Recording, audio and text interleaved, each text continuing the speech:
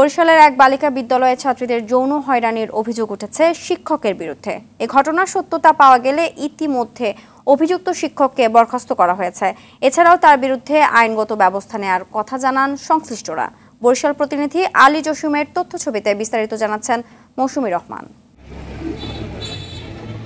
বরিশাল নগরীর এই হালিমা খাতুন বালিকা মাধ্যমিক বিদ্যালয়ে সম্প্রতি পাওয়া গেছে ছাত্রীদের যৌন হয়রানির অভিযোগ। বালিকা বিদ্যালয়ে সন্তানকে পাঠিয়েও যেন দুশ্চিন্তার শেষ নেই অভিভাবকদের।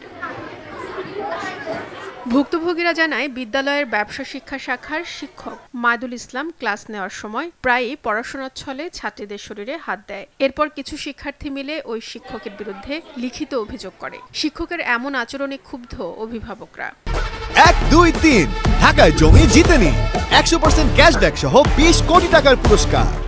শিখছে পরে, এখন সে বড় হয়েছে না, এখন তার গায়ে হাত দেওয়াটা একটা খারাপ না? বাচ্চারা স্কুলে লেখাপড়া করে, তাদের শিক্ষকের কাম তাদের লেখাপড়া করা, তাদের শিক্ষা দেওয়া, কিন্তু তারা তো এই কাজটা করছে, এটা কিন্তু খারাপ করতেছে। এটা বিচার হওয়া চাই, বিচার হোক। আমরা তো গার্লসে দিছি সেফ থাকার জন্য, এইসব সমস্যা প্রতিকূলতার ভিতরে যাতে না পড়ে এই জন্য দিছি। আমি চাই এটার সঠিক বিচার হোক। বাচ্চারা যেহেতু স্কুলে একটা টিচারের বিরুদ্ধে যদি এরকম কমপ্লেন আসে, তাই এটা তো আমাদের কোনো নিরাপত্তা নেই, তাহলে আমরা কোথায় দেবো বাচ্চা? এদিকে স্কুল থেকে গঠন করা 3 সদস্যের তদন্ত কমিটি এ ঘটনার সত্যতা পাওয়ায় ওই শিক্ষককে স্থায়ী বরখাস্ত করা হয়েছে। এছাড়া এমন ঘটনায় দুঃখ জানিয়েছেন অন্য শিক্ষকরা।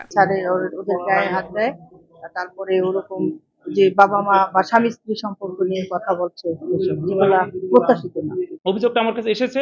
আমি আমার 2জন টিচার এবং একজন ম্যানেজিং কমিটির সদস্য দিয়ে আমি এটা তদন্ত করিয়েছি এবং তারা এটা বলছে যে ঘটনা সত্য। মিটিং এর সিদ্ধান্ত হচ্ছে তাকে বরখাস্ত করার, এবং তাকে আমি বরখাস্ত করে দিয়েছি। এ ব্যাপারে আমরা অফিসারের কাছে দেখা করে এটা আমরা আমাদের নিজেদের কি বক্তব্য আছে সেটা তার কাছে বলবো এবং আইনি ব্যবস্থা নেব আমরা। তবে অভিযুক্ত শিক্ষক মাইদুল ইসলাম বিষয়টি অস্বীকার করে নিজেকে নির্দোষ দাবি করেন। ভাই, আপনি এটা প্রধান শিক্ষকের কাছে জানেন, আমি এই সম্বন্ধে জানা নাই আমার। সেটা ভাই আপনি কি বলবো এখন? আপনি যদি বলেন আমি কি বলতে পারবো বলেন। শুধু বরখাস্ত নয়, তাকে দ্রুত আইনের আওতায় আনার দাবি সবার।